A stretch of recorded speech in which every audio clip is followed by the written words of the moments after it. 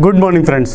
आज के सेशन में हम बात करेंगे हम अपनी टारगेट ऑडियंस को कैसे पहचानेंगे और उनकी रिक्वायरमेंट को कैसे फुलफ़िल करेंगे। तो सबसे पहले हम बात करते हैं कि हम अपनी टारगेट ऑडियंस को कैसे पहचानेंगे।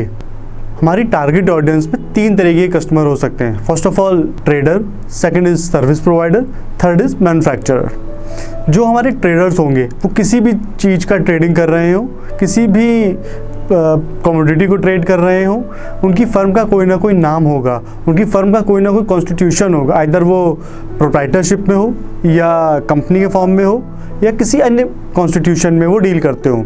उनकी जो भी फर्म का नाम होगा उस फर्म का वो ट्रेडमार्क करा सकते हैं, कॉपीराइट करा सकते हैं।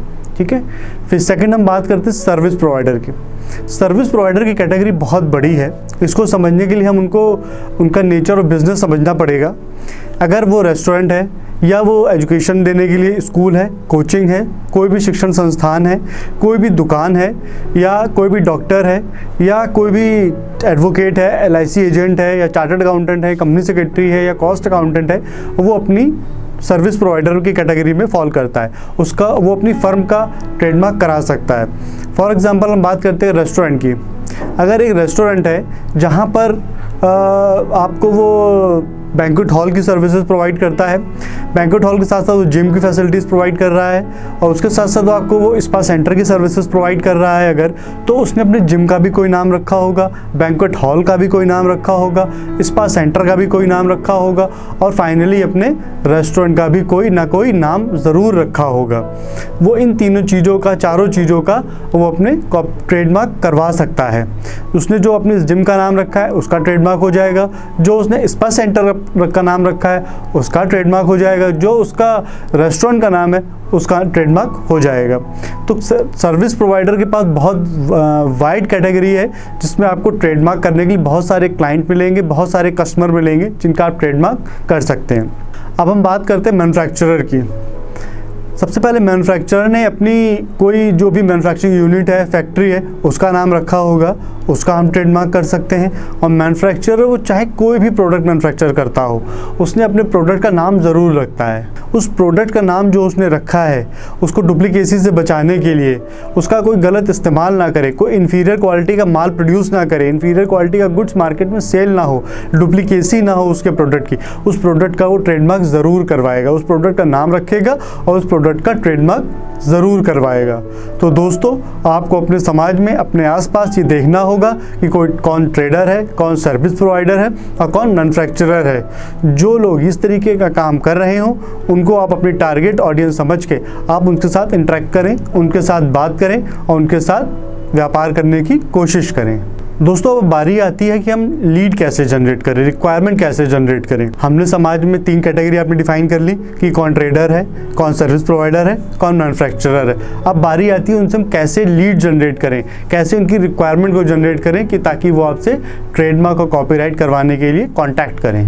दोस्तों, आज आपको 4 तरीके बताऊँगा जिसके थ्रू आप अपने लिए लीड जनरेट कर सकते हैं। दोस्तों, सबसे पहला और सबसे मोस्ट इम्पॉर्टेंट जो मेथड है वो है क्रॉस सेलिंग। क्रॉस सेलिंग क्या होती है? क्रॉस सेलिंग में सपोज आप उस व्यक्ति को म्यूचुअल फंड, लोन या कोई अन्य सर्विसेज प्रोवाइड कर रहे थे। आप उससे पूछ सकते हैं कि सर, आपका जो फर्म का नाम है क्या इसका ट्रेडमार्क रजिस्टर्ड है? अगर वो कहता है हाँ या ना, उसका कोई जो भी आंसर हो उसके बेसिस पे आप उसको ट्रेडमार्क के बेनिफिट और ट्रेडमार्क कराने के बेनिफिट्स बता सकते हैं। इससे आपको एक नया क्लाइंट मिलेगा, नई लीड मिलेगी, जिससे आपको एक नया व्यापार करने का मौका मिलेगा।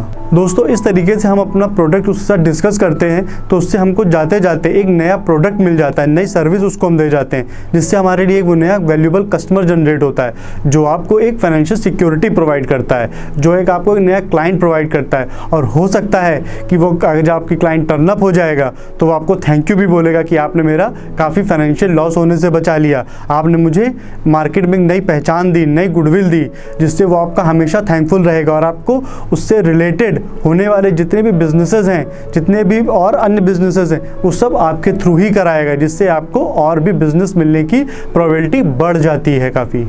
गाइज, अब हम बात करते हैं दूसरे इंपॉर्टेंट फैक्टर की, जो है आस्क क्वेश्चनिंग। आस्क क्वेश्चनिंग में हम किसी भी व्यक्ति से जिसके साथ आप मिलते हो, बैठते हो, घूमते फिरते हो, वो हो सकता है आपके मिलने वाला कोई बिज़नेस करता हो, या हो सकता है उसके मिलने वाला कोई बिज़नेस करता हो जिसके साथ आपका डेली इंटरेक्शन होता हो। क्या आप उससे पूछ सकते हैं कि आपकी फ़र्म जिसका आप मैन्युफैक्चर कर रहे हैं, या ट्रेडर हैं, या सर्विस प्रोवाइडर है, क्या आपकी फ़र्म रजिस्टर्ड है? क्या आपका प्रोडक्ट जो आप मैन्युफैक्चर कर रहे हैं वो रजिस्टर्ड है? अगर वो कहता है नहीं, तो आप उसको ट्रेडमार्क कराने के बेनिफिट्स बता सकते हैं, और उससे वो मिलने वाले उसके लाभ, उसके बेनिफिट्स उसको आप अनगिनत बता सकते हैं, जिससे उसका फाइनेंशियल लॉस होने से बचेगा, उसको फाइनेंशियल सिक्योरिटी मिलेगी, उसका माल, उसका जो गुड्स, उसका जो सर्विस है, उसको आप और इम्प्रूव करा सकते हैं, उसकी इंटरनेशनल मार्केट में, नेशनल मार्केट में एक गुडविल क्रिएट करा सकते हैं, जिससे वो हमेशा आपका थैंकफुल रहेगा। दोस्तों, मैं आपको अपने एक्सपीरियंस के साथ एक बात कहना चाहूँगा कि कई बार ऐसा होता है कि हमारा क्लाइंट, हमारा प्रोस्पेक्टिव क्लाइंट हमारे साथ होता है, बट हमें पता नहीं होता, हम संकोचवश उससे बात नहीं करते हैं कि वो क्या सोचेगा। बट संकोच छोड़िए, झिझक छोड़िए, आपके साथ उठने बैठने वाले लोगों से आप बात करिए, उनसे पूछिए क्या आपका जो आप बिज़नेस कर रहे हैं वो रजिस्टर्ड है, उसका मार्क रजिस्टर्ड है, क्या उसके लिए उन्होंने कभी इस तरीके की कोई सेवाएं ली हैं। अगर उन्होंने इस तरीके की कोई सेवाएं नहीं ली हैं, उन्होंने ट्रेडमार्क रजिस्टर नहीं कराया है, तो उनसे बेझिझक होकर आप पूछिए और उनके ट्रेडमार्क को रजिस्टर्ड कराइए। उससे उनको भी लाभ होगा और आपको भी बहुत फ़ायदा होगा। And the third important factor is sharing success stories. दोस्तों, कई बार ऐसा होता है हमारे समाज में कई सारे लोग हमारे साथ जुड़े हुए होते हैं जो उन्होंने हमारे स्टार्टिंग फेज़ में स्ट्रगल काफ़ी किया होता है, और उसके बाद वो काफ़ी सक्सेस हो जाते हैं। फिर उनसे शायद हमारा मिलना रेगुलर बेसिस पे नहीं हो पाता है उनके बिजी स्केड्यूल की वजह से। तो ऐसी सक्सेस स्टोरीज़ को आप अपने क्लाइंट के साथ शेयर कर सकते हैं। आप उनको बता सकते हैं एग्जांपल देके कि मेरा एक मित्र था, उसने इस तरीके का कोई बिज़नेस शुरू किया और उसका मार्क रजिस्टर्ड नहीं था। फिर उसने धीमे धीमे अपने ब्रांड वैल्यू को बढ़ाया, अपना मार्क रजिस्टर्ड कराया, और आज उसकी ब्रांड वैल्यू बहुत ज़्यादा है। उसकी मार्केट में बहुत सारे क्लाइंट्स हैं, प्रोस्पेक्टिव क्लाइंट्स हैं, और मार्केट में उसकी नंबर ऑफ ग्रोथ रेट भी बहुत ज़्यादा है, नंबर ऑफ शेयर्स भी बहुत ज़्यादा हैं। इस तरीके से आप उसको सक्सेस स्टोरीज़ को उसके साथ शेयर कर सकते हैं, अपने प्रोस्पेक्टिव क्लाइंट को मोटिवेट कर सकते हैं। विद द मोटिवेशन आप एक नया क्लाइंट जनरेट कर सकते हैं। Point number 4, last but not least, content sharing. ये बहुत इंपॉर्टेंट चीज़ है।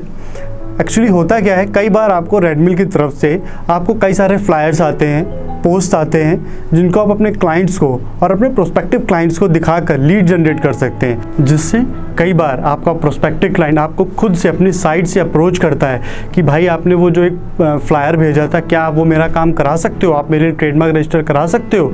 तो हाँ, वो एक क्लाइंट आपको एक फ्यूचर में प्रोस्पेक्टिव क्लाइंट मिलता है, जिससे आपका एक रेवेन्यू का सोर्स जनरेट होता है। और सोचिए, अगर आप वही फ्लायर्स, वही मेल आप फेसबुक पर फ्लोट करते हैं, तो आपको कितने प्रोस्पेक्टिव क्लाइंट्स मिल सकते हैं, जिससे आपको रेवेन्यू जनरेट हो सकता है, जिनके लिए आप काम कर सकते हैं, जिनसे आपको बार बार रिपीटेटिव बिजनेस मिलेगा। डिफरेंट फील्ड का भी मिल सकता है और सेम फील्ड का भी मिल सकता है, जो आपके लिए एक रेवेन्यू का एक additional source of income generate करेगा। Guys, I wish for you and pray for you कि आप बहुत सारी लीड्स जनरेट करेंगे, अपने क्लाइंट्स को हेल्प करेंगे और अपने लिए भी एक इनकम सोर्स को जनरेट करेंगे। Thank you once again. I am Saurabh Saxena.